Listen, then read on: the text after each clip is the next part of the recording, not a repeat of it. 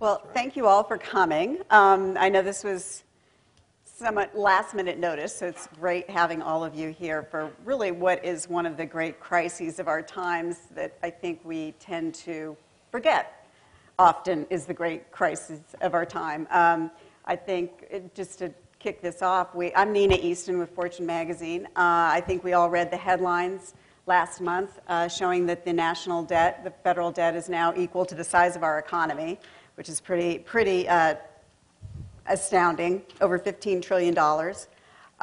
President Obama's 2012 budget shows the debt soaring to $26 trillion a decade from now. You have to go back to World War II to see those kinds of numbers in terms of percentages. Just 3 decades ago, the national debt was about a third of the size of the national economy, just to give you a sense of what we've been through in the last 3 decades.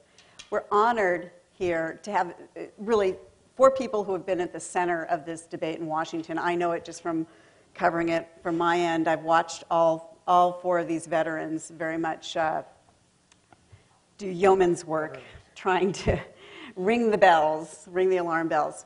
Senator Mark Warner needs no introduction, senator from Virginia, former governor of Virginia, an entrepreneur, and also somebody who's very much known in Washington for his bipartisan efforts. He was the force and continues to be the force behind the Gang of 6, now the Gang of 8, I guess, which was a group, informal group of senators, bipartisan senators, who are committed to dealing with the deficit and trying to come up with a plan that works. I'm going to jump over to Maya, president of the Committee for a Responsible Budget. Maya is, she's one of those policy wonks in Washington that just everybody in Washington knows, because she has been sounding the alarm on this issue for years, and not just sounding the alarm, but actually doing something about it. She was very much involved in not only the Simpson-Bowles committee, but the Gang of 6. She's always there to put together breakfast, lunches, whatever, for reporters, for bipartisan groups of senators, and so on. Vin Weber, former Republican governor from Minnesota, continues to be known for reaching across the aisle and being and very much really also being at the center of this issue. Is an economic advisor to Mitt Romney. I don't think I'm telling tales out of school, and can provide. He comes from the Republican aisle, and again very much willing to work across the aisle on this. Dave Cote heads Honeywell, which is a $33 billion company. And as CEO of that, he presides over 130,000 employees around the world, making everything from fire safety systems to airplane technology. But Dave is interesting in Washington because he's also been at the center of this issue. He served on the so-called Simpson-Bowles committee, which was the president's debt reduction commission. And he has really been, from the corporate community, at the forefront of this give trying to get the attention of the corporate community and the public as well. I'm going to start off by asking Senator Warner to give us a lay of the land. He's got some visuals, I think. How serious, are we being alarmist about this whole debt and deficit issue? Or give us a lay of the land, and how do we compare to countries like Greece? Well, Nina, thank you for being here. I want to thank Harvard for giving us the opportunity to come up and talk to you about this issue. I don't think we're alarmist, although there may be a little bit of a feeling at times I have of little boy who cried wolf, because when we went through the debt ceiling debacle last August, and there was the fear of the downgrade, and when we did get downgraded, there was not a cataclysmic result. And then we set up a super committee, and when it whiffed, there was not a cataclysmic result. I think there are a lot of factors for that. I think it's a little strange that it seems like America's rallying cry has become, at least we're better than the EU, which, maybe one of the reasons why we've not seen those dire predictions come. But this is only a matter of time unless we act. $15 trillion in debt and counting, a debt that we add $4 to $5 billion a day to, none of this self-correcting, is going to require the Congress to take a fairly significant steps. Only way it can happen is a bipartisan way. And that's what a lot of our efforts have been about. I'm not sure there Let is me a, just, yeah, they're is there a getting us place- ready, so let me, Let me, can I ask you before we jump into this, can you flash forward a little bit in terms of what kinds of efforts you're looking at sure. jumping into in the next couple months? Well, here's what our plan was, is that this is an issue that is about our economy. It is about, how we get our balance sheet right, but sometimes people's eyes glaze over on that. I think it has almost become much bigger than that. We can't cut and tax our way out of this problem. You've got to have a growth agenda as well. But part of what we're talking about here in terms of reform of our tax code or trying to make sure our entitlement programs are going to be there 30, 40, 50, 70 years from now, I think lend themselves a great deal to that growth agenda. And unfortunately, because of the disaffection and Congress's inability to grapple with this, or for that matter, pretty much anything else at this point, this issue has almost become a proxy for whether our institutions can function in the 21st century. So I think this takes on an issue even beyond the economic consequences. Where do we go from here? Well, first of all, I didn't actually get the memo. I've only been a senator for 3 years, that you take election years off. It's not like the rest of the world is saying, okay, we're going to take time out on their economies moving forward while America has an election year. So what our challenge is, and there's much greater bipartisan support than you would notice by reading the paper. We were at last count at 45 in the Senate, equally divided Democratic and Republican. We were at 100 in the House, 60-40 Democrat and Republican, but still pretty close to equally balanced. And we're looking at trying to do a couple of things.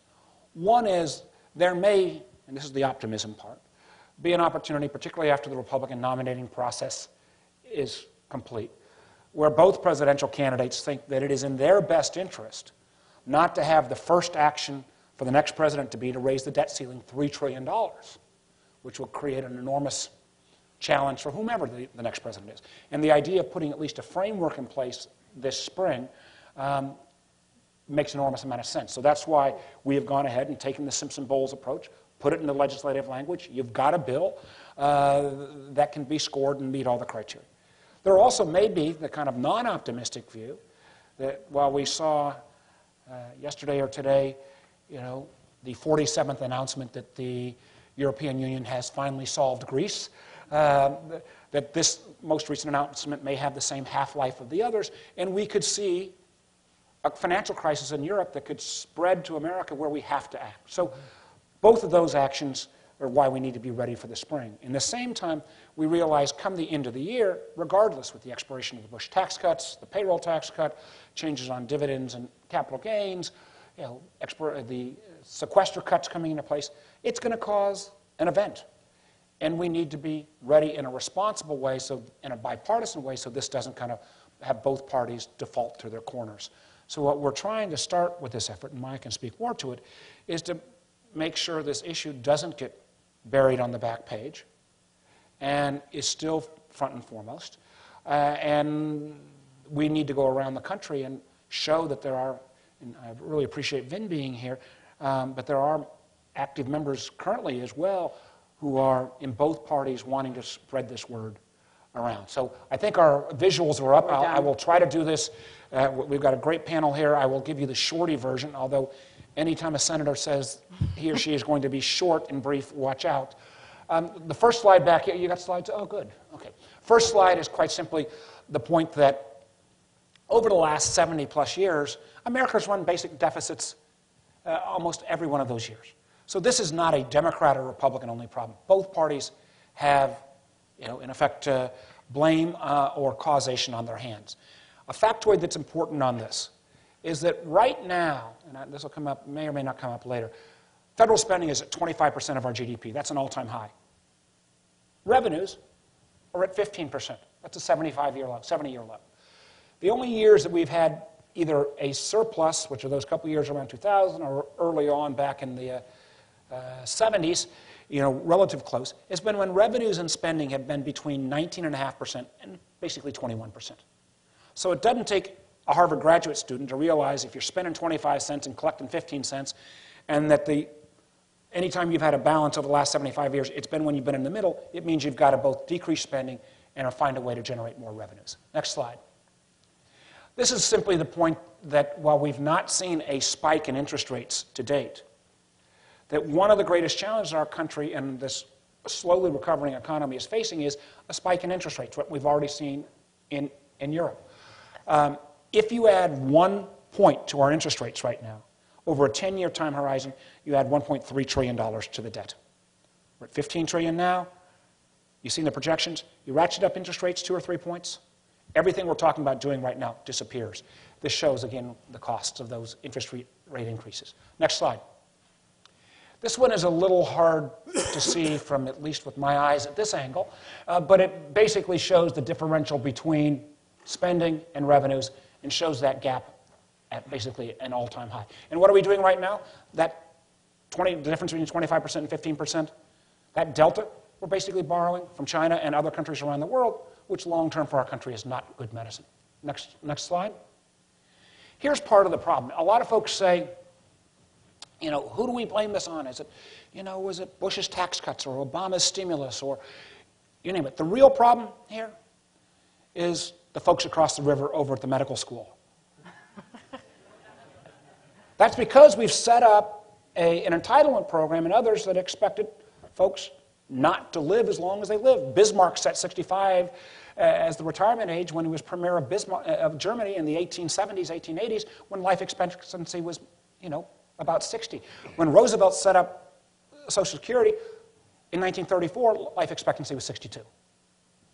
Now, as you see, it's approaching 80, and the amount of time we live longer, thank goodness, and I hope to be a participant in this, means that we've got that the basic underlying goals of those entitlement programs, while appropriate and appropriate for any society like ours, they are not sustainable with that changing demographic.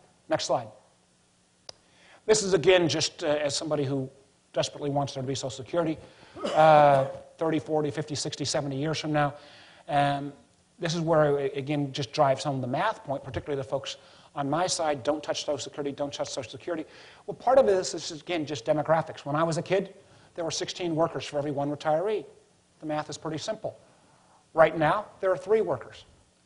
In less than, by the time Social Security starts going into great negative balance, it's down to 2 to 1. The math just doesn't work unless we find a way to propose and prolong Social Security at a longer rate base. Next slide. This one actually might be for a specific class because it can actually, this one we could spend a lot of time on. But the 2 takeaway points are, one, people keep thinking, how do you raise more revenues through tax reform? Well, right now in America, we raise about $1 trillion a year on income tax, through the income tax. We spend $1.2 trillion a year in income tax deductions because that's just government spending by a different name. So you could actually cut everybody's tax rate in half and generate more revenue if you were willing to eliminate all deductions. Everybody says, yeah, until you look at what those include. Mortgage interest, charitable, healthcare exemptions. The other part on the other side is something that I would wager that the vast majority of members of Congress in both parties have never really looked at, which is where do we spend? And the 2 quick takeaways here are, one, you show that tax expenditures actually are the largest area of government spending.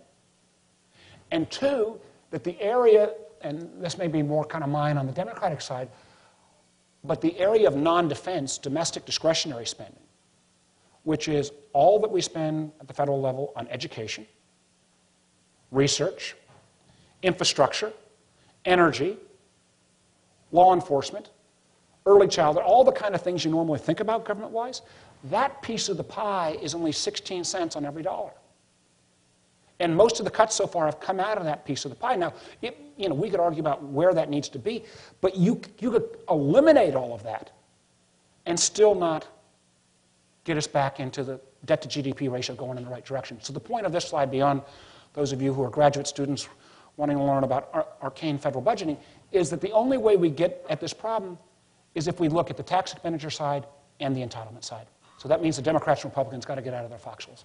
I think that's the last slide. Is there any more? That's it? Okay. That was the fastest I've ever done. That was very good. That's all we need to I know. got to tell you. That's it right there. I've got a 35 pitch. So let's take this conversation political. And this is a question for both Vin and Maya.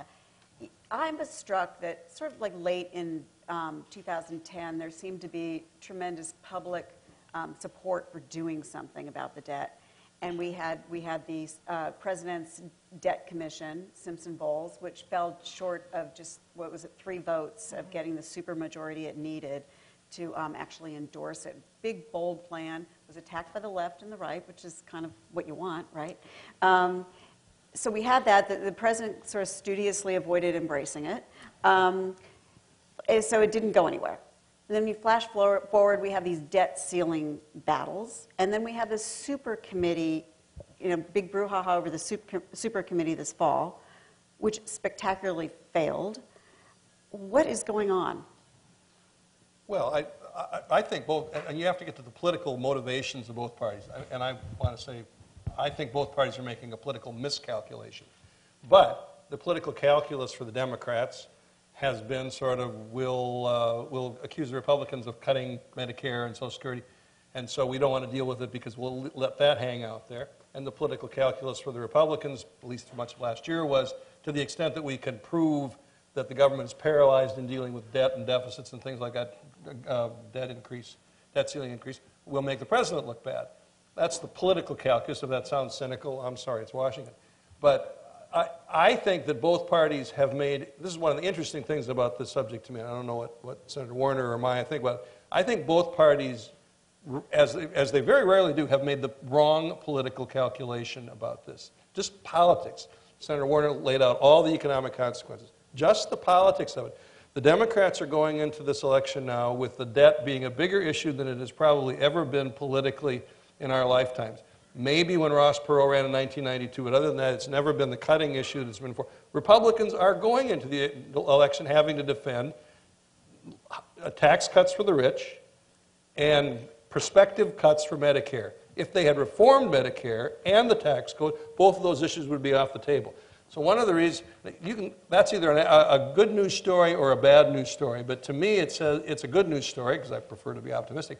There's a good political calculus to tell the members of Congress and the administration, if they want to listen, as to why they should do this. You're not asking people to jump off the cliff and commit suicide. You're asking them to do the right thing for the country and something that is in their own political interest too. But can I push back on that a bit, Vin? Because just 2 things jump out. You're a journalist, I expect you to push back. So raising the retirement age, deeply unpopular, pretty astonishing. Or cutting, or the Paul Ryan plan to reform, even a version of the Paul Ryan plan would be to reform Medicare, deeply unpopular. Can I make, excuse me for monopolizing. That's a really important point. But we have a case study on this. In 1983, we raised the retirement age. And we cut benefits by slipping the COLA for Social Security recipients. And the next election was an incumbents election. President Reagan who signed it into law after all, won 49 states. And the Democrats actually held their losses in a Reagan landslide to a very minimal number. It was, nobody really paid a price for raising the retirement age, slipping the COLA, and by the way, increasing the payroll tax too. My point about this is, you don't get beat on these issues for what you actually do. You get beat for what people think you might do. And for all of these folks that are running for re-election, they are better off acting and explaining to the country what it is they've actually done than letting their opponents go out there with 30-second ads and caricature in very negative terms what they might do. Maya, and I should, by the way, mention that Maya is an alum. You got your master's in public policy here? I did. I was just sitting here and thinking how nice it is to be back in the IOP and that it was 15 years ago, and I spent the whole 2 years here thinking about how to fix the fiscal environment, and I am still thinking about the exact same thing, so I'm actually feeling really not accomplished right now. I would mirror what Vin said in terms of it is a very strange moment where it seems to me that both political parties are telling themselves a narrative about why waiting till after the election is in their best interest, and that both of them are completely wrong. And I think the miscalculation is that generally, if you're a party and you have a different worldview, and as a political independent, I sort of have no judgment on if there's a better or worse worldview. You can hope that you can push your agenda. But this isn't about what anybody wants to do. This is the hard work of cleaning up the mess of years of over-borrowing. And really what both parties should want is the political cover as much bipartisanship as possible when they get this done.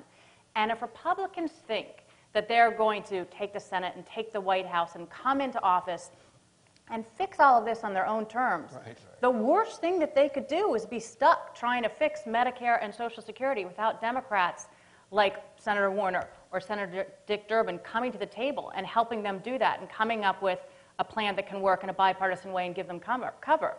And the worst thing that Democrats can do is hope that they maintain the White House and whatever majorities that they do, and then come out and realize that, guess what? You can't get there just by taxing millionaires. This isn't going to be kind of the easy way out that either party would sort of portray it as. It's going to be really hard. And when you're talking about a $4 to $6 trillion plan of savings, what you need is political cover. And the best thing that could happen is that we get this done early, in advance of the election. The next president then actually has an opportunity to pursue an agenda. And I would just, if I could, just take a minute to talk about why not only do I think it's the right political thing, but from a policy perspective, there are so many important keys here. From a macroeconomic perspective, the notion that the federal government can borrow right now more than $1 trillion a year out of the economy and allow that to have enough money for private sector investment growth is just wrong. The notion that the budget can survive when you're borrowing this much and your interest payments are growing so fast, they're going to be squeezing out all the parts of the budget, whether you care about spending more on investments or having more money to cut taxes. If you're paying more in interest every year, and if interest rates go up just 1 percentage point, that would cost us another $1.3 trillion in interest payments over a decade. What a waste of money. If you're a business leader, there is absolutely no way that you can make investments, that you can think about the long term when you know that our fiscal policies are going to change over the next decade, but you have no idea how. And so as we're thinking about an economic recovery, one of the best things we could do is add the stability of having some kind of 10-year plan in place. There's intergenerational arguments, right? The bottom line, right, is that we're just spending a lot and unwilling to pay for it and therefore giving the bill to our kids. It's not that much more complicated than that. And so the standard of living is not going to grow nearly as quickly as it used to. There's a fiscal risk, which is we just had a huge crisis. And granted, I think all of us would argue that you don't want to put these spending cuts or tax places in place immediately. You want to put them in very gradually and let the recovery have time to take hold. But if we hadn't been able to borrow when that crisis hit, we would have been in much worse shape. And right now, our debt levels, which are so much higher than they were when we went into that crisis, would preclude us from borrowing and helping if we had another crisis. And in the end, where we're leaving ourselves right now is vulnerable that there could actually be a fiscal crisis. And so I think the political narrative is wrong. But I also just think the policy arguments for doing something as quickly as possible are so compelling that it's sort of an abdication of responsibility or leadership not to be pushing in that direction. And that's why I think business leaders and political leaders who are pushing are sort of at the forefront of what we need to be doing. So you've talked about there are smart ways to cut the budget and there are mindless ways to cut the budget. Could you briefly give us an overview? Yeah, I mean, all of this, it is really difficult to get a $4, $5, $6 trillion plan in place. And there's no guarantee that if you do, that it would fix the problem, because it has to be one that's also consistent with growing the economy. And the bottom line on this is you can't grow the economy so much that you can grow your way out of this. You hear a lot of people sort of peddling, if we just focus on growth, this problem will go away. And if only that were true, but it's not. You can't cut taxes and grow the economy. You can't grow your way out of the fiscal problems. There's no free lunch here. But you can make policy changes that are consistent with growth and make it easier, because it's very hard to fix this problem if we aren't growing. So on the spending side, I think we need to really think about how we look at our budget. So much of it right now, which goes to consumption instead of investment, because the political system is very short-term oriented. So how you refocus it and spend more on things that have returns in the public sector and grow the economy. And likewise, on the revenue side, I would make the case that you can't possibly do this without raising real revenues. But you can do that in a way that actually helps the economy, and the kind of tax plan that Bowles, Simpson, and others, the Gang of Six, have talked about, which broadens the base and brings down rates and raises revenues, can actually help the economy, whereas just hiking up rates on things that you actually want more of, like saving and investment, could harm the economy. So you can do it in a dumb way and it's not going to work, or you can do it in a smart way that's going to help grow the economy. I want to get back to you on that about infrastructure spending, but let me go to Dave. I'm really interested from an on-the-ground business perspective, in addition to your work on Simpson-Bowles. What would we hear this term, there could be a fiscal crisis. What would that look like, A? And B, how does the growing national debt affect your business? Mm-hmm. Or does it? Well, it doesn't now, but it will at some point. And getting back to, first of all, I agree with everything everybody said, as you might imagine. That's, I wholeheartedly agree. And we can look at it, and some people will say, well, wait a minute, your interest rates aren't going up now, so what's the problem? The problem with markets is that's absolutely true right up until the day it isn't. And it's not like you get a warning.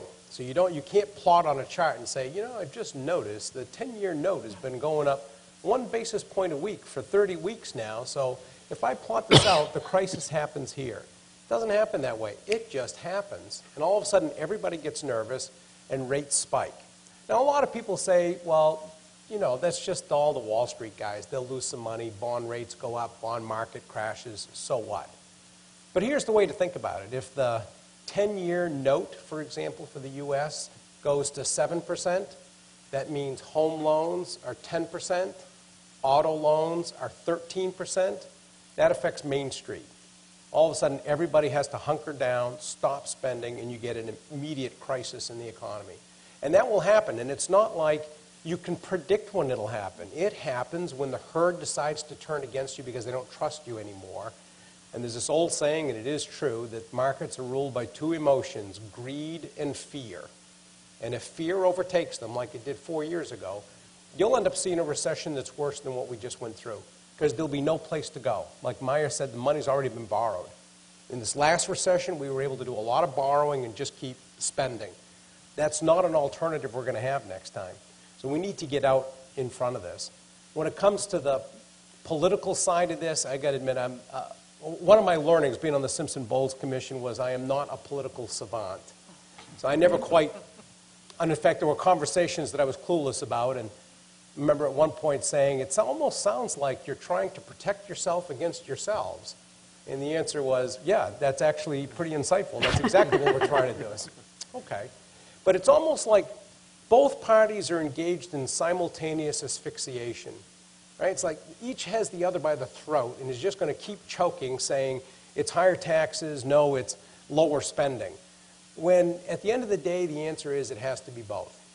And we talked earlier about this. I'm amazed at the political discourse. I said, I've never seen anything like this. Everything's ruled by the 3 H's: hysteria, histrionics, and hyperbole on everything that gets talked about down there. In fact, more than once I turned to other committee members and said, I don't know how you get your jobs done in this environment. This is ridiculous. You can't have any kind of logical discussion.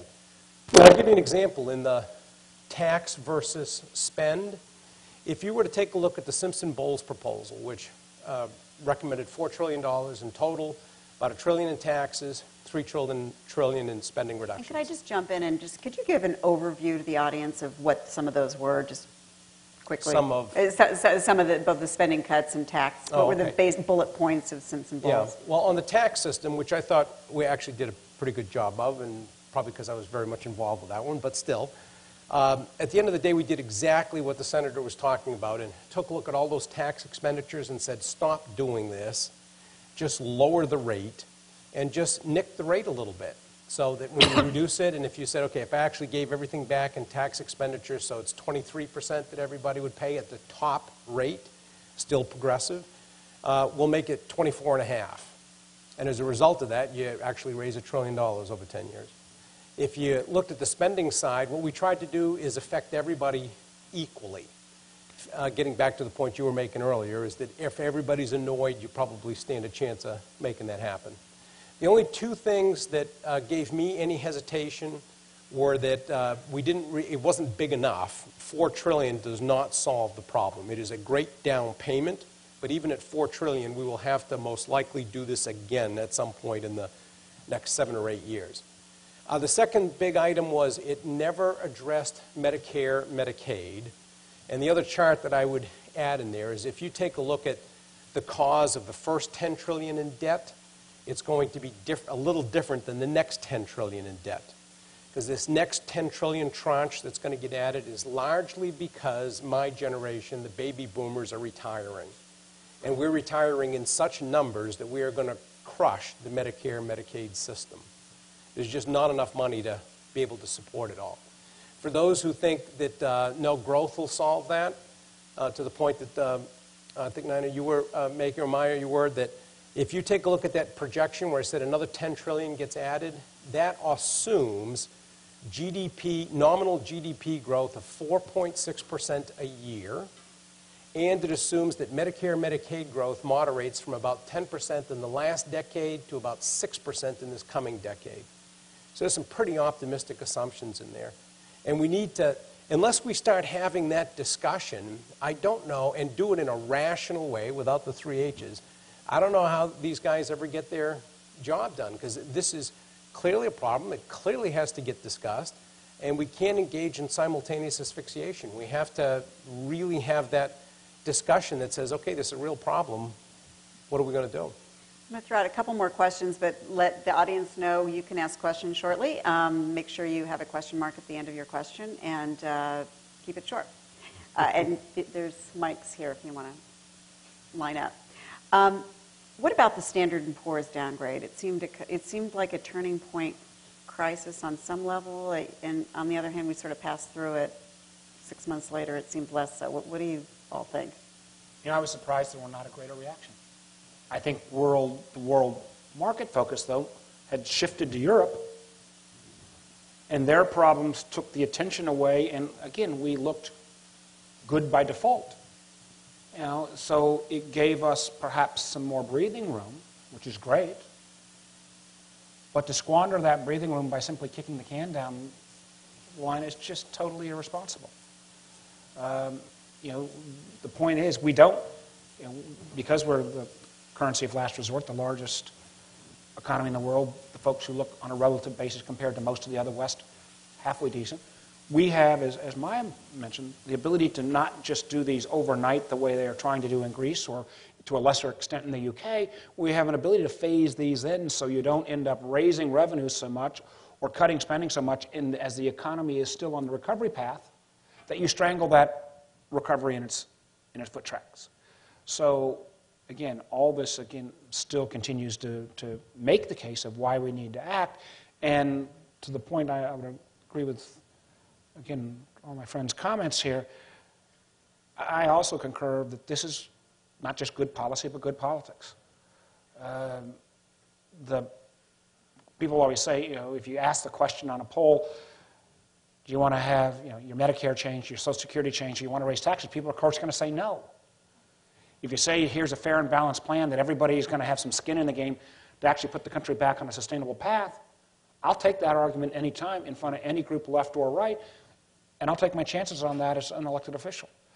Particularly when the country has such, candidly, low expectations of their elected officials doing anything that's in the country's best interest. So let's take that opportunity. Views on the S&P, and also do you see any further possible downgrades? I mean, I think one of the most stunning things about the S&P downgrade was that it showed 2 things. One, it was based on political dysfunction as much as the economic risks, and it proved that completely true, right? They basically said, it appears that your democracy is incapable of coming up with solutions to a clear and present danger, and we were downgraded, and then we spent the next months continuing to fight about it, finger point about whose fault it was. We appointed a super committee which failed to come up with even $1 trillion in savings, let alone the amount that we need to. And unfortunately, they were absolutely right that this is a political dysfunctioning system right now, and we have to figure out how to turn that around. It also drove home this really just difficult economic position where every time something bad happens to the world economy that we cause, money comes rushing to the U.S. because we are the safe haven. Right. And we are not the safe haven because of anything good that we've done. It's only because we are better than everybody else and they are in really bad shape. And that is never a good, you know, annual report to give to somebody is why they should invest in you. And in the end, it goes to Dave's point, that's why when something turns, it will turn on a dime. The moment that there is really the belief that money is going to start to leave the U.S., it is going to be so fast. And what we're experiencing right now is a teaser rate-like situation, right? The credit cards give you a teaser rate. That's what the U.S. has, where rates are so low, it lulls us into complacency. You read people even making arguments, don't worry, rates are so low, we should probably just be borrowing more.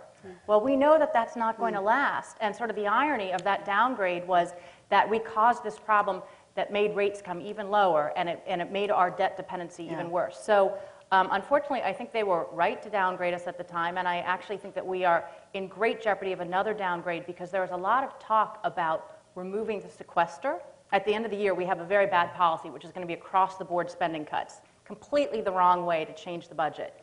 But there were some of the other rating agencies that said, we're not going to downgrade because there's a sequester in place. But if there becomes a political movement to get rid of that sequester, it's just once again going to show that the U.S. doesn't have the appetite to make the hard choices. We could have another downgrade, and obviously we're vulnerable to that being the one that really is the tipping point. And the timing of that? Of when another downgrade would happen? Yeah, It could happen before the election. There's certainly a real risk of that. You've been seeing signals that were not free and clear. If the rating agencies don't downgrade, they're going to have to just fly in the face of what they've already said. Yeah. Their own credibility is on the line, and that's why I think Maya's completely right about it. S&P and the other ratings agencies have said that we're going to have to downgrade if we don't meet certain criteria, and we're not meeting any of them. I'm frankly a little surprised we didn't have a bigger downgrade already by now. Wow. Yeah, Vin, speaking of just political dysfunction, I wanted to ask you, the narrative in the press tends to blame Republican obstructionism. What would you say? Well, both parties have some blame to take. I think the House Republicans bear some blame because of obstructionism over the issue of revenues. There's no question about that. But I have to say, I think the president's refusal or neglect to embrace the Bowles-Simpson Deficit Reduction Commission was the one opportunity, the best opportunity we had to break all of that. It's not going to be easy, but Bowles-Simpson laid out the right framework to get past the Republican objection to raising revenues, which is a growth-oriented tax reform that actually generates higher revenues. And I understand, I think, why the administration didn't embrace it, but that was the opportunity to break through this. That doesn't excuse Republicans, but it was the biggest opportunity, in my view, that we had to have had a different trajectory over the course of the whole last year. Dave? Yeah, regarding I guess a couple things. Regarding the market reaction first, the way I would describe it is we were the best looking one in the ugly contest. We shouldn't confuse that with being pretty. Right, those are two different things. When it comes to the getting back to the 3 H's, if you were to take a look at the Simpson-Bowles proposal and why I think there's room for a normal discourse here in supporting all the points that were made, if you took a look at the tax increase, the trillion that everybody wants to focus on and talk about what a big deal that is, if you take a look at that over the 10-year period, there's actually about $50 trillion in taxes collected. So that additional trillion is really about 3% more in total that's what the number actually rounded to. So a total of 3% more than that. If you take a look at the spending cuts that everybody, you pick your favorite word, you guys have heard them all on the drastic, draconian, dastardly, everybody has their favorite word on how you're destroying whatever group somebody wants to point to. If you take a look at that 10-year period, there was an average annual growth rate in spending of 5%. If you take out that $3 trillion, the average annual growth rate in spending goes to 4%. So it's the difference between a 3% increase in the overall taxes collected and a reduction in the spending growth rate from 5% to 4%. Yet I've never seen the kind of words that are put around what I think are, if this was a business situation, you'd say, wow, I had no idea it'd be this easy. Boom, boom, you'd be done. But I can't believe the dialogue that goes around this stuff instead of actually being able to have a rational discussion with the American public that I think, I would agree. I think that when you say, do you want higher taxes? No. Do you want lower benefits? No. But if you said, are you in favor of a system that is going to destroy your kids and your grandkids because you will have spent all their money and forever ruin their lives? No, probably not. I probably wouldn't want to do that.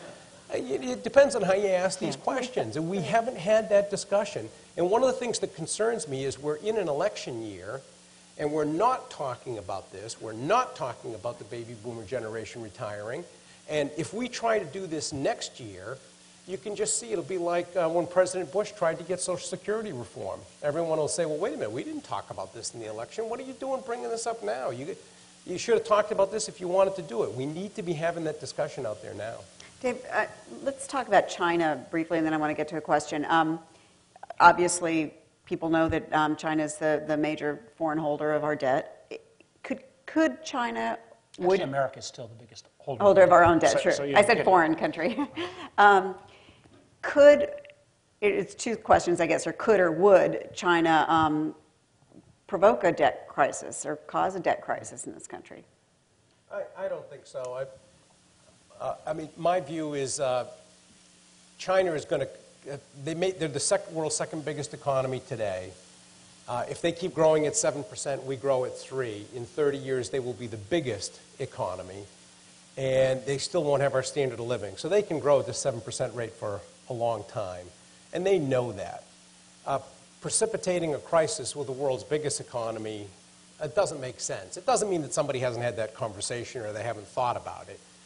But at the end of the day, everything I've seen says they're smarter than that. And that's not, now, they're not looking to lose money in this either, and they're not looking to keep putting money into a place where they may not get it back, so they're not interested in that either. But I don't see them trying to precipitate a crisis over debt. It's not in their interest, it's not in the world's interest. Chinese are desperately concerned about the slowing of the growth rate that Dave talked about. I mean, they used to grow at about 10% a year. The new 5-year plan is going to be down to 7%.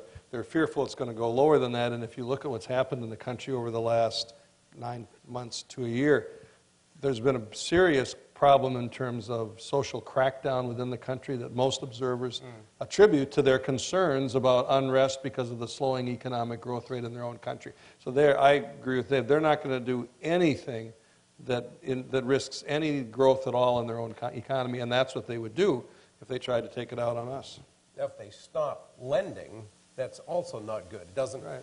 It's not them going out of their way to sell all the debt they have, but they could make things pretty difficult just by not buying anymore, saying, look, I've got enough. I mean, there's talk that they're putting more into natural resources and you know, their investments. They're shifting investment plans, if you will, a bit. I don't know if that's how accurate that is, but is that a concern? They also still need the American consumer to buy the goods that they're making. Right. That drives their 7% growth. Right. So. Yeah. They've got a problem, and they are trying to capture natural resources, both develop them internally and over in Africa and every place like that.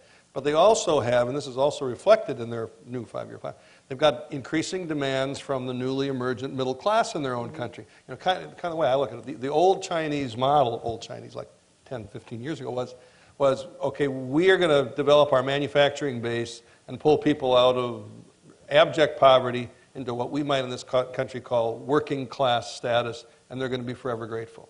They're not forever grateful. As soon as they get to working class status, they want better education, they want better housing, they want a cleaner environment. And so the Chinese have a difficulty not only in maintaining the old plan, which, because they still got 400 or 500 million people living in poverty, but they now have to meet middle class demands, and it's causing them a lot of problems. Yep. We have a question? Identify yourself too, I think I forgot to mention that. Good evening. My name is Luciana Milano. I'm a sophomore at the college. Thank you guys so much for being here tonight. I constantly find myself thinking about these issues, and I completely agree that a lot of people are very focused on, or at least the presidential election is not focused on this issue necessarily. There are issues that I don't think are as relevant, maybe like the current healthcare mandate that's on everybody's mind. But I think that we do need to have a rational discussion about these issues, like you said, with the American public. But how do we do that? How do we get students like myself to talk and care about these issues? And what can we do to actually change if we're not in positions like you are? What can we do to change our financial system? Well, you've taken a step by showing up tonight, right? Honestly, that is part of what we're doing. Yeah, this crowd would have been 3 times the size if this had been last year at this time, because it was more on the front of people's minds. And I also think if you look back, and I think the point was made, the last time our country dealt with this in a much easier, less structural problem was in '93 under President Clinton. But really the educator-in-chief had been Ross Perot's campaign, which elevated these issues. Remember, the lines don't meet. You're too young, but for some of the rest of us, remember, the lines don't meet. So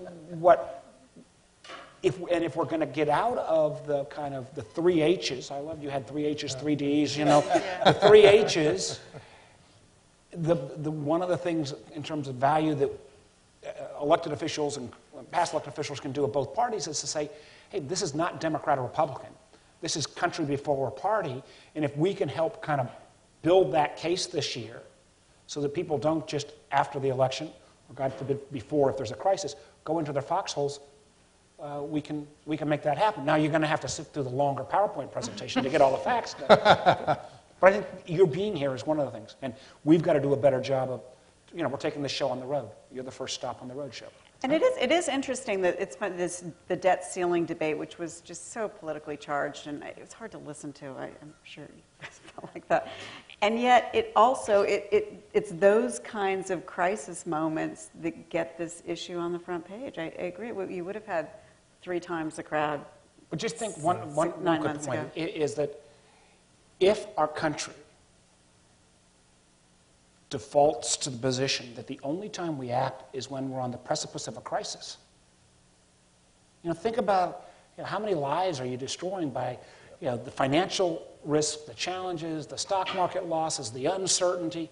I mean, that's a crazy way to run the greatest country in the world. So let's do it on a rational basis. I think your involvement is hugely important, and that's what this organization is doing. Mine's going around the country, not to talk to the members of Congress necessarily in Minneapolis where you're going or Texas, but to talk to the people. And there is a responsibility there, which you're meeting tonight, which for the public to get involved and not yield to cynicism about all this. I came into Congress many years ago with Barney Frank from Massachusetts, and we were good friends. Barney said something once that I thought was pretty funny. He was at a public forum, and he was getting a lot of crap about Congress is bad here, Congress is bad there. I remember he said to them, he says, Congress has got a lot of problems, but the people are no bargain either. And part of the challenge here, what we're trying to meet is you got to mobilize the people. Okay, the people can't simply say, all those people in Washington are corrupt or cynical or stupid or whatever. The people have to get involved. I'm going to put each of you on this. Were you going to say something, Maya? Yeah, I'm also reminded that when I was here at the Kennedy School, I was joining the board of a group called Third Millennium, which at the time was a lot of 20-somethings, well, not a lot. It was 20-somethings who were trying to sort of create an interest group that would focus on fiscal issues and getting the younger generation involved. And when I say a lot, I think there were 17 members. And so when we finally went to testify, they said, the AARP has millions of members. You have 17, and they're like the 3 board members and your extended families. And so we were faced with the real challenge of how you get a broad group of people involved in this issue. And it's never going to be an issue where you get a million-man march. Like, it is a tedious, dry economic issue that's hard to bring down to the personal level, right? It's hard to get people to talk about deficits at their kitchen table when there's so many things that are going on in their lives. But the bottom line is it directly relates to each one of those. And sort of the economic effects of doing this right, it can be such an aspirational message of how, if we turn around the budget, how we can fix things. And the negative effects, the consequences of failing to do so are so drastic that I guess one of our goals for this roadshow to kind of go around to major cities, but is to bring a little bit of the aspirational message to the forefront, to talk about how this can work. And I think the first part of it is how Washington can actually be fixed by doing it. And so one of the important things to know about both Vin Weber when he was in Congress, but mainly Senator Warner right now, and the group of senators he's working with, and the group of House members they're working with, is that they're working together, that you have Republicans and Democrats who are sitting down at a table all the time, I mean, week after week after week, hammering out the details of how to try to fix this problem. And I feel like that's something we haven't seen in so long. And we also haven't seen business leaders getting involved in the issue. And so if we can kind of show people that there is a group of strange bedfellows who care about this and think that the solution is something along the lines of Bowles-Simpson or something similar, hopefully that gets more people engaged because there's a viable solution. Dave? Yeah, just a couple of things to add is, one, this issue will get solved. And the problem is it's going to be one of 2 ways. Right. The first one is you borrow so much that it does precipitate that debt crisis and the recession, and you end up going through what Greece is doing, and we can all see that. That's not how a great country behaves, as the senator pointed out, and we ought to be able to do this proactively, and that's the smarter way to do it. The second point that doesn't get discussed much either, but I think is important, is, both Meyer and the senator touched on it, is if you go back 20 years ago, there were only 1 billion participants in the global economy. Today, 20 years later, there's 4 billion participants in the global economy. We've added China, India, Russia and the CIS states, some Southeast Asian states. There's 4 billion people participating now, yet we still act like we did 20 years ago. And we need an American competitiveness agenda. There's 5 or 6 things that I can point to. I'm sure everybody has their favorites. But we got to resolve the debt. We got to have an energy policy. Math and science education, the statistics versus what we're doing versus what's going on in China are scary. Same thing on infrastructure. Free trade and having a more balanced, nuanced relationship with China. And I'll have to put my favorite one in there as number 6, and that's we need some kind of tort reform. We've gotten out of hand. People in other countries don't want to invest here because they don't understand how the system can cause the kind of results it does. Yet we're still stuck on item number 1. Yeah. We're having a tough time getting past one that looks obvious to the rest of the world.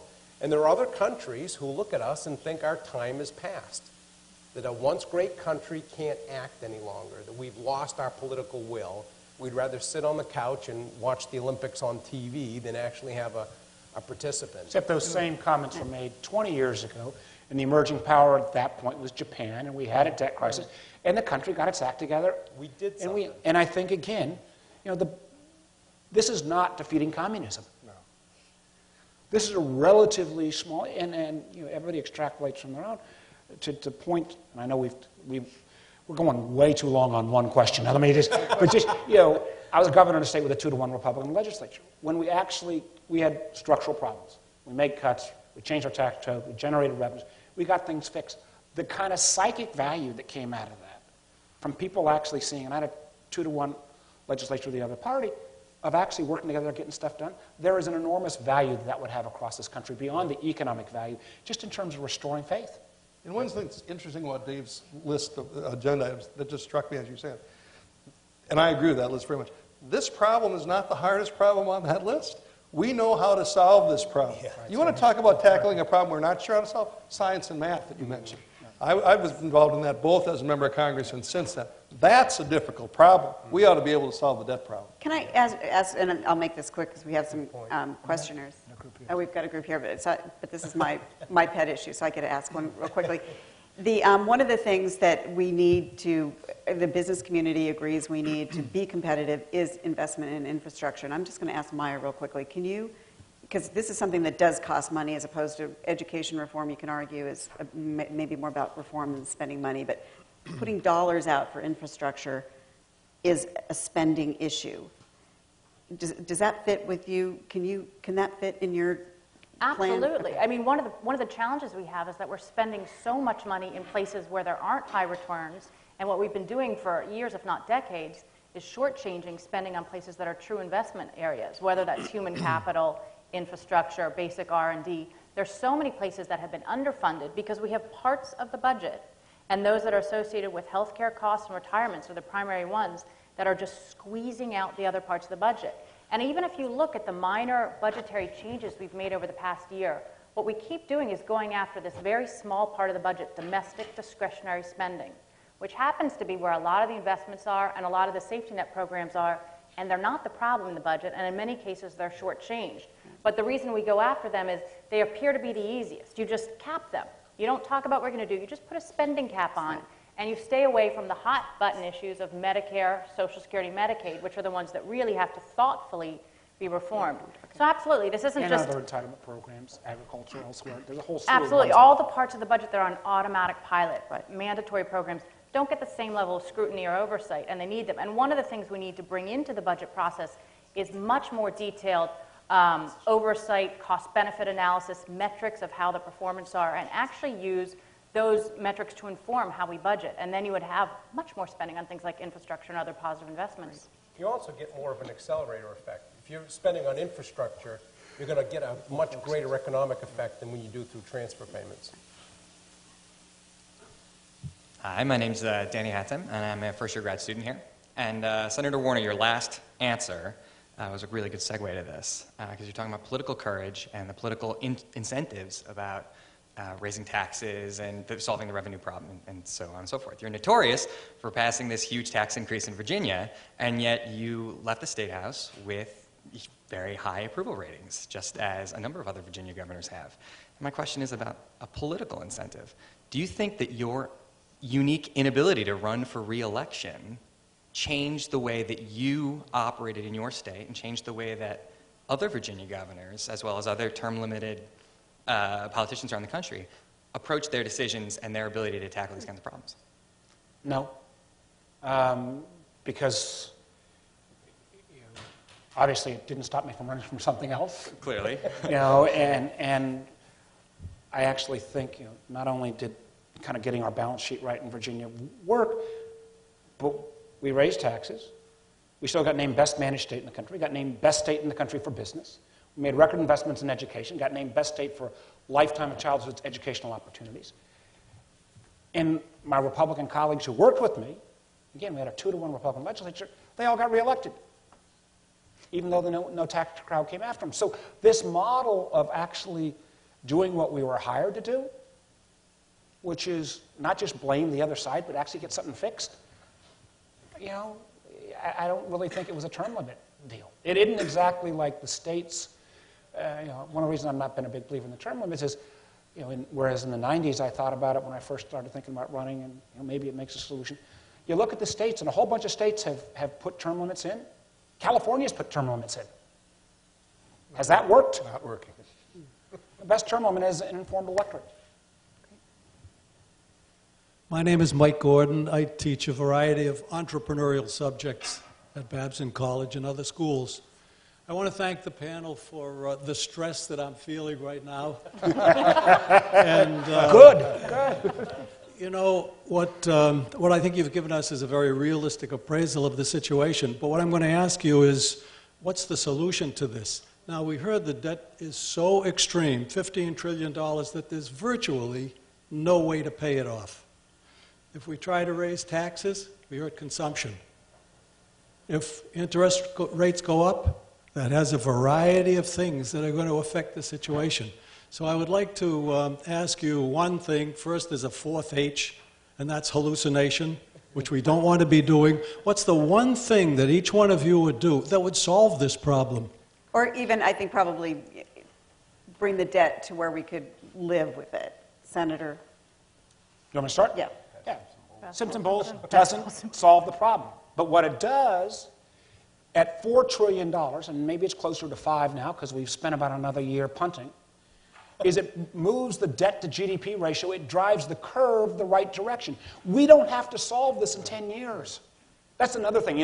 We use this artificial 10-year constraint, not to kind of make everybody, well, of course, this may be the one group that eyes won't glaze over on this, is that the way all of taxes or spending is scored, the referee is the Congressional Budget Office, they view everything in a 10-year window. So everything is talked about 10 years. If we get at least the line going in the right direction and create the kind of growth I think this confidence-building aspect would have, it won't get solved in 10, but over 20 to 30, because that's when the really explosion of the entitlement costs take place, you're going to get us back on a smooth landing path. And the alternative is, because you can kind of get overwhelmed with this, is that you then throw up your hands, and that, to me, is just downright un-American. That's defaulting into the notion that somehow we can't solve this. Anyone want to add? Go to the next. Pass Simpson-Bowles. Okay. I mean, they're Pass putting it into Bowles-Simpson. legislative language. Great. Pass Simpson-Bowles, and you get a good down payment. I just want to say a couple of things that are important about Bowles-Simpson, which is what they were able to do is come up with a plan that was big enough to stabilize the debt so it wasn't growing as a share of the economy, but also was able to reflect the sort of core principles to both the right and the left. And I think those who participated in it, they spent enough time working together that Senator Coburn and Senator Durbin, who couldn't be more different, came to understand what the core values that each needed to protect. And as a result, this $4 trillion plan makes a commitment not to change entitlement programs for those who depend on them, to protect the lowest income people, and in fact, to bump up Social Security benefits at the bottom of the spectrum and protect all benefits for low-income people. Likewise, for the right, it made the agreement that though revenues would be raised, it would do so in a way that was very pro-growth, including reforming the corporate tax code. And I just think that the lesson learned is that if you do this in advance of a crisis, you can still preserve the core principles, come up with something that's big enough to actually fix the problem, and come up with a plan that's fair. And so everybody who is participating in it feels like it's fair and it's going to get the job done. And that's why I think it's had this great brand and the staying power even when the president failed to endorse it and the leadership didn't move with it. It's still there, it's still bubbling, and people really want to see a vote on Bowles-Simpson. Who are the 40, so you have 45 senators on essentially the equivalent of Bowles-Simpson. Who are the non-45? They tend to be far left, far left? Are they all over the map? I actually think if we'd had a shot, we would have got to 60. Really? Yeah, I have a high level of confidence because a number of the senators who are not in that 45 are votes that any journalist would have said, why wasn't he or why wasn't she on that list? I think we would have gotten there. I think there are challenges that our political leaders in each parties have at this point in terms of the formal leadership positions where they have to more perhaps take care of the outliers on the extremes. So that is, we got to help them too. So that means we got to keep showing this critical mass. And one of the things that we didn't have, and this has been one of the things we're doing, we're seeing press in each city, we're also meeting with the business community. One of the great disappointments to me as a former business guy was not seeing the business community step up in a major way around the debt debacle. Not standing up and saying, okay, we will actually realize, and this is where Dave Cote gets the kind of applause he should deserve, in that he said, okay, I'm going to take certain things that some of the tax breaks he's talking about getting rid of hurt Honeywell in the short term, but they realize that a healthy country's economy in the long run was the best thing he could do for his company. We got to get the business community in this fight as well. Hi, thank you all for your comments. I'm Elsa Kania, and I'm asking this question on behalf of the Forum Committee at the Institute of Politics. And considering all of the challenges that Eurozone countries have had in imposing austerity programs to reduce their debt while still maintaining growth, that Greece and Portugal have actually seen their economies shrink and their debt to GDP ratios increase, I was wondering how comparable the situation is to the U.S. at this point and what lessons we should learn in seeking to grow our economy while dealing with these challenges. Yeah, how comparable are we to Greece and Portugal? Well, I think we'll all want to respond a little bit to that. The basic components of the problem are pretty similar, but the point I'd make is, we're all talking about how horrible our problem is and how difficult it is. The good news is we don't have to inflict the level of pain on people that they are in Greece and Portugal and maybe even in Britain. They are really in a situation there where they're going to have to force people to a lower standard of living. That's really hard. We're not there yet. We don't have to do that. Yeah. You said it, exactly. If we act now, we got to reduce the growth in entitlements. Yes, we got to increase revenues, but we do not have to yet force people into a lower standard of living if we act now. But if we don't act, we're going to be there. Yep. Hi, hello. I'm a freshman at the college. My name's Hunter Fortney. Mr. Cote mentioned that your biggest issue with the Bowles-Simpson Commission was that it didn't address Medicare and Medicaid. And if you look at these projections going forward, healthcare is one of the greatest costs adding to the deficit. I was just wondering what you guys thought of the Affordable Care Act, and if you didn't like it, what would you change about it? And it's coming for the Supreme Court shortly, so it's obviously a current issue. Who wants to start? What do you think? Well, Put them on the hot spot. No, that's a very fair question. One of the great ironies to me on this whole healthcare debate was that the individual mandate notion was actually not an Obama notion. It was the first President Bush's notion under the notion of personal responsibility, that we shouldn't allow free riders, oftentimes young people who might have plenty of money who've decided choose not to have health insurance, but then show up, God forbid, when they have an accident at the emergency room door and expect the system to absorb those costs. So I think it's a weird place that folks have fought on the Affordable Care Act. Second, I think the Affordable Care Act, and I started a healthcare foundation in Virginia, I've been a governor, I've been an employer as a business guy.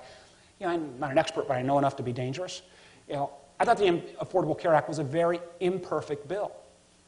But the one thing I voted for it, because the one thing I was sure of was that the status quo was going to bankrupt us. And I thought that this would at least shake up the system enough, and then we could come back and fix where we'd overreached or underreached. And the challenge right now is, the Affordable Care Act is not going to get repealed even if the Republicans win everything. So, let's figure out how we can fix where it's overdone or underperformed. And the last point I would make, the math won't be there because you won't get 60 senators. I mean, not to get into all the details. The other thing that I think is not being talked about very much, we're kind of giving a lot of bleak things.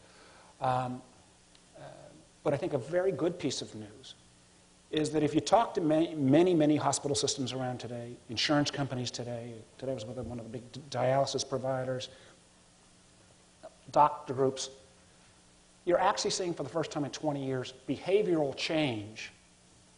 Not perfect, but behavioral change that's starting to move us away for a fee-for-service basis. With an aging population, increasing medical technology, you cannot have a fee-for-service basis in healthcare and not go bankrupt. So there are some things. It needs to be fixed. And I hope after this election, regardless of the outcome, that you're going to have more of a collaborative approach on some of the fixes. Dave, Vin, the Affordable Care Act has the impact on controlling costs of healthcare? Well, so far we haven't seen any impact from it, so I can't opine on that. And I would say I think a lot of people in the business community are waiting to see what the regulations actually say. Because there's the act itself, and then there's this very extensive process to actually go through and write, so what does the bill mean, and what does this mean you have to do? And that's the part that scares everybody right now, is they're just waiting, we're all waiting to see what all of that says, so we know what it is we need to be doing and how it affects us. So we're all kind of in this transition period now, we're just waiting. One of the interesting things we're going to see probably, I don't know if the Supreme Court's going to uphold the mandate or not. If I were to guess, I would guess they will, but I'm not a lawyer. But one of the interesting things will be if they do uphold the mandate, that doesn't mean the mandate goes away as an issue, because everybody I talk to in the business says the mandate's too weak. It's not going to do what it's intended to do. People are going to choose to opt out. And so we're going to have to debate strengthening the mandate. Well, whether you like the health care reform bill or not, one thing that even the authors of it now would acknowledge is that it didn't do enough to control costs. And part of the challenge is we don't know how to fix the health care problem. Of all the problems out there, we know how to fix Social Security. We have a lot of ideas on taxes. This is a huge challenge where you're going to have to go back over and over and over again. But one thing that happened is likely to during political battles is all the pieces that were first there to control costs got taken out or watered down or phased in very gradually. And so we will have to go back and either strengthen those pieces or add some of the other ideas from other models for controlling costs. If I could just add something there. On the cost control side of it, one of the things that I was very encouraged by early on in the process was a focus on quality. This idea that, because we're very much believers in that, and we do this on the product side, and we've also been trying to do it on the medical claim side. Very difficult to do because we just don't have all the same data that others do. But it's the variability in outcomes from one hospital to another, one state to another doctor to another, is incredible. The variability is huge. And actually, the Dr. John Wenberg up in Dartmouth has done some great work on this to show changes between, for example, if you live in Santa Barbara, you're 9 times more likely per capita to have back surgery than if you live in Providence, Rhode Island. So you do all the correlations, and the biggest correlation is that per capita there are 9 times more back surgeons in Santa Barbara than there is in Providence.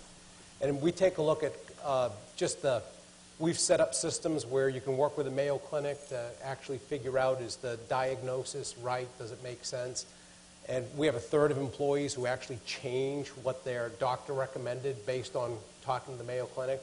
And we need to be doing more of that sort of thing. And that started out in the early part of the discussion and just seemed to totally disappear. And I'd love to see a lot more quality focus. If you look at a lot of the healthcare systems around, there's a quiet transformation taking place that the press hasn't focused on, others haven't focused on, that in the last 6 or 9 months, last year or so, you're starting to see some behavioral changes in terms of how these folks are thinking about the payment system. Because around a lot of this is how you compensate folks. And healthcare inflation is actually moderating. Right. Thank you. Hey, Not all the news is bad.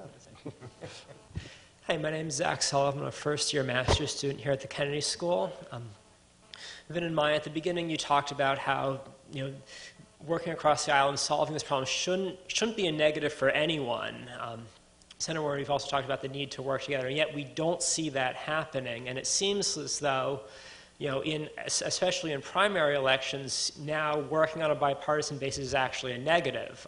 The thing that strikes me, we're now seeing Newt Gingrich attacked for filming an ad with Nancy Pelosi on the environment of all things, which didn't used to be political.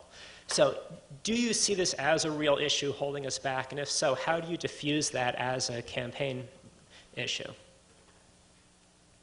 Who wants to start? You mean bipartisanship is an issue? I'm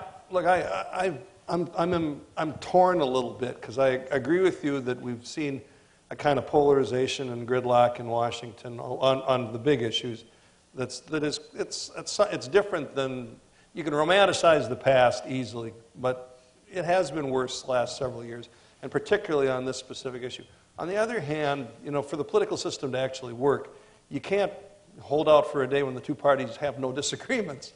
I mean, you gotta have a situation where the two parties can argue for their basic values, represent their constituencies, and yet find some way of coming together to solve the big problems. It's not an easy task, and I think you got to think about both sides of that equation. And there is actually more of this going on than gets reported. Yeah. The fact that we're at 45 in the Senate, the fact that we're at 100 in the House, doesn't get a lot of attention.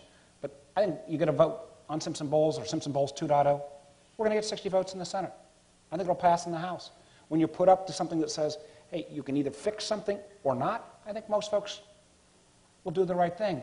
And the other point, the one thing that does frighten me, some of this we see in the primaries, and it's not just the Republican primary, the Democrats are the same way, but particularly some of the new members of the House who say, I'd never compromise with those whatevers. I kind of wonder what Constitution they took an oath to, because, I think one of the genius of the founders was they set up a slightly dysfunctional government to start with. Independent House, independent Senate, both had to work with the president. If you win an election, you got all the juice. There are parliamentary systems that work fine around the country. I think our brilliance has been you got to force that common ground. And I think this, I'll come back to my first point, like it or not, and it follows up with Dave's question as well about his list. My list might be slightly different, but a lot of them would be the same. But this one is so kind of the overhang. Until we get this one fixed, I'm not sure we're going to get to energy or education or the other things in a meaningful, major way. Right. So this has become the proxy for whether our institutions work. One final question. Hi, I'm Phil. I'm visiting at the Harvard Business School. Thank you for the informed debate. So far, I believe leadership matters, and so far one name that really hasn't been spoken about here is the President of the United States. We've been talking about an hour here, and we haven't mentioned that he just tabled a budget that would increase spending by about $1 trillion over the next 5 years. So could you put that into context in terms of leadership on this issue when, fairly or not, the buck does stop with the President in terms of leading? I'm glad you brought that up because I was going to end on this note. I was going to put the Democratic senator on the spot to convince us that a re-elected President Obama would actually do something on this when he hasn't so far. And I was going to put our Republican former Congressman Romney advisor on the spot to convince us that, not that Romney will definitely be the nominee, but, that he could... He'll be the nominee. He'll, that he will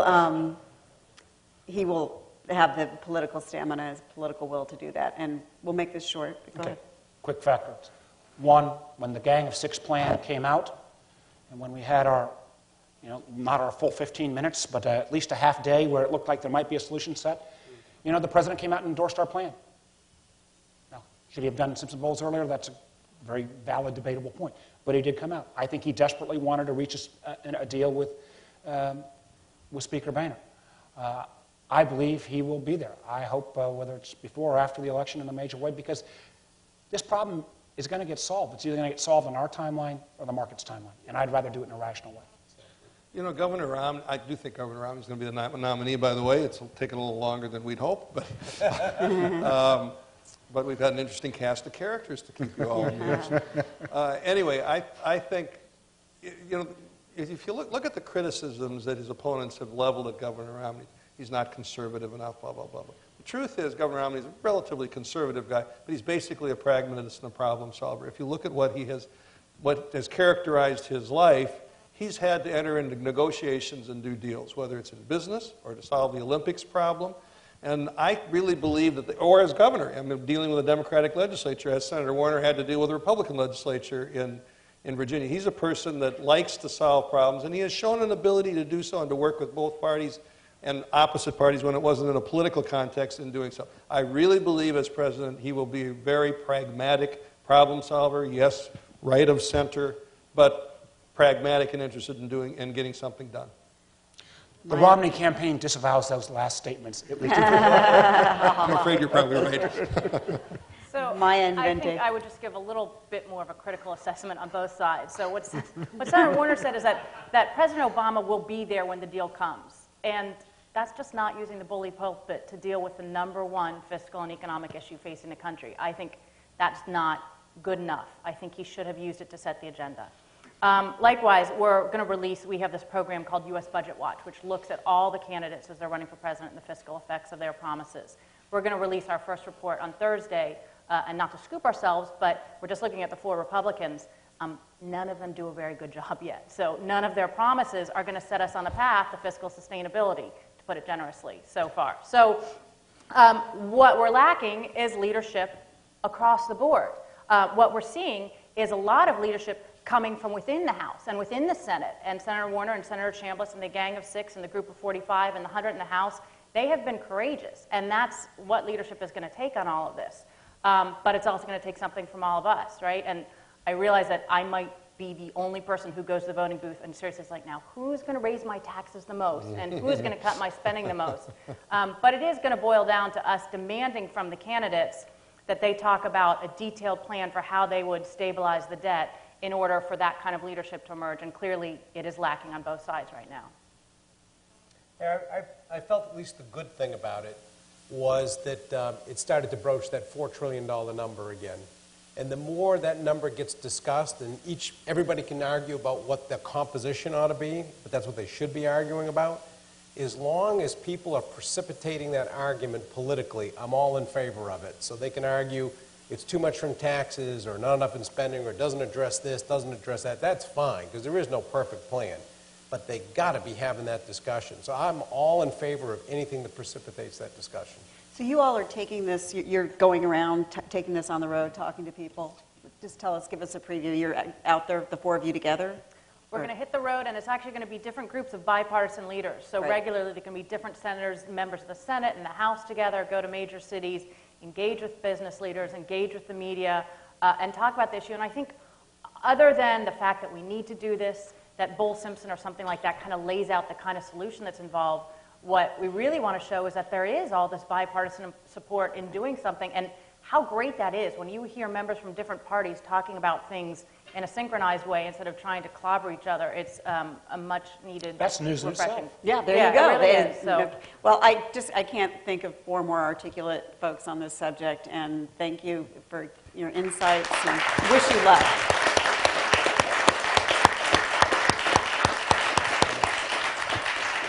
Great.